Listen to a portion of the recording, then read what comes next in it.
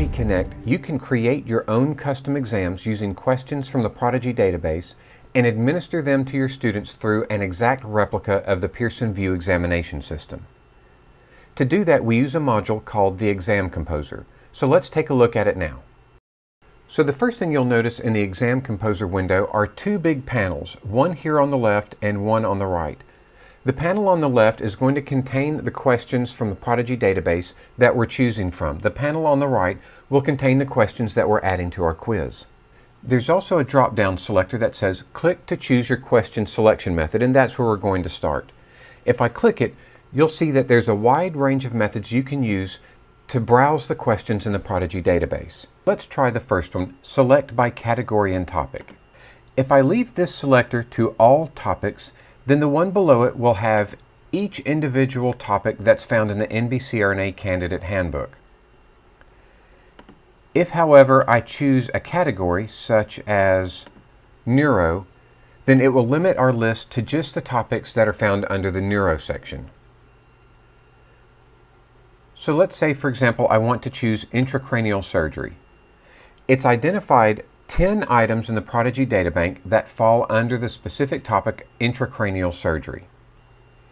If I like, I can click the Add All button, and all of those questions have just been added to my quiz. If I want to select another topic, I can switch to, say, hydrocephalus, and I can click a particular question, and notice that it's now highlighted in blue, and I can click Add Selected, and now if I scroll down in my quiz, that one particular question was added to the quiz. So let's switch to a different selection method. Let's try Textbook and Chapter. You'll notice that there are a list of textbooks here, and these are the textbooks that we have at least some questions from nearly every chapter in the textbook, so they're fairly comprehensive. Let's say we want to look for neuro material in the Anesthesia and Coexisting Disease book. If I scroll through the chapters, I'll see Chapter 10 is Diseases Affecting the Brain. So I'll click it to add that to my list. And while I'm at it, I'll check spinal cord disorders as well. If I click Select Questions, then it's going to scan the entire Prodigy database for questions that cite just that chapter or those chapters from just that textbook. And you see that it's located 26 items that were found in those chapters of that particular textbook. If I click Add All, I've now added those 26 questions to my quiz. And you'll see here a running total questions selected 37. So far we've created a 37 question quiz on neuro topics.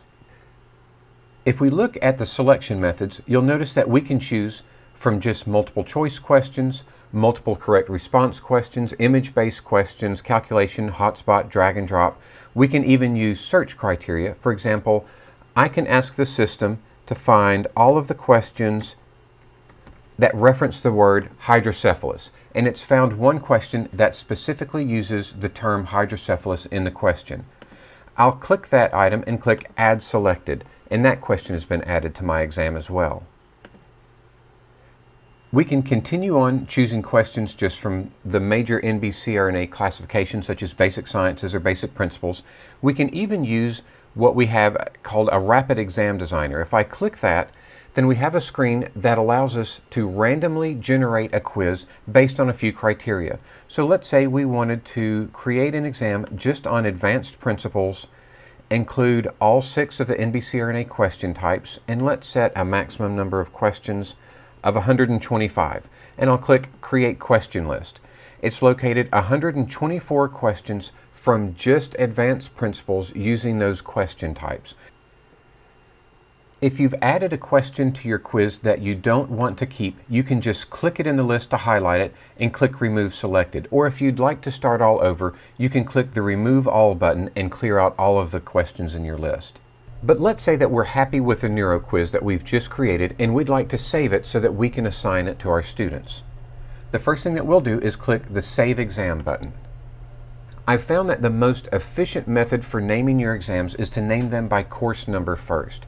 That way, next year when you're trying to select this exam from a list to assign to a new group of students, the exams will appear in alphabetical order, and that way all of your exams for a particular course will be grouped together. So let's say I have a fictitious course called NUR 620. So I'll start with NUR 620 and then I'll name this Neuro Quiz. If I want, I can put a description of it here so that next year when I take a look at this quiz, I can get a little bit more information about it before I assign it and know what I'm assigning. So we'll call this a 37 question quiz on neuro topics.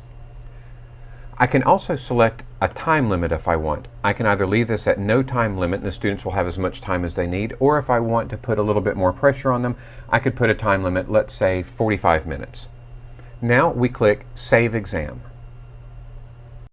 Once you've designed a panel of quizzes that are perfect for a particular course, you don't have to redesign them next year. You can just select them from a list.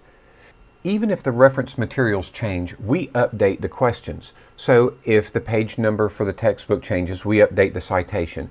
If the material or content of the question changes, then we update the question to match the new content. And if the material is no longer found in the new reference material, then we'll replace it with a question that is as close to that content or content area as possible.